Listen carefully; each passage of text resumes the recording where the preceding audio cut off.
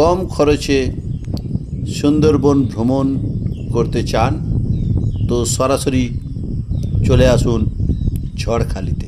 দোবাকি watch টাওয়ারে হরিণ। আমরা ঝড়খালি থেকে অফবিট সুন্দরবন, যেটা গভীর জঙ্গলে ভ্রমণ করানো হয়।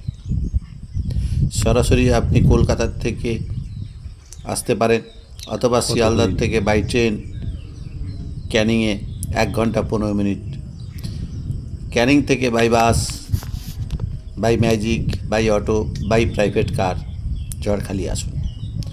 ঝড়খালি থেকে গভীর জঙ্গলে সুন্দরবন ভ্রমণ করুন।